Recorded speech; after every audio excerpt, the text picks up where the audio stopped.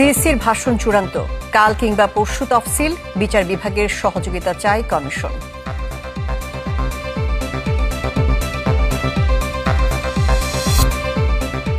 খালেদা জিয়ার শারীরিক অবস্থার উন্নতি নেই, কিছুটা বেড়েছে জটিলতা, দেখভালে হাসপাতালে জুবাইদা।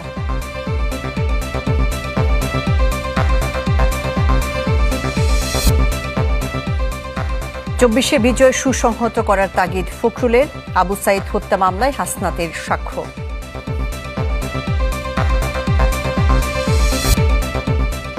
চলতি বছর দেশে প্রতিদিন 11 খুন, মোহাম্মদপুরে মা মেয়ে হত্যায় গৃহকর্মীর নামে মামলা।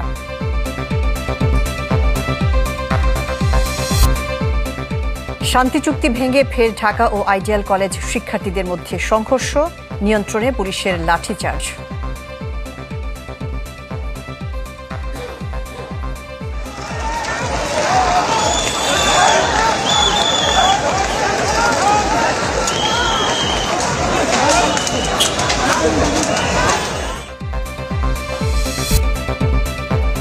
এবছর রোকেয়া পদক পেলেন 4 নারী, স্বপ্ন পূরণে সম্মিলিত প্রচেষ্টার আহ্বান প্রধান উপদেষ্টার।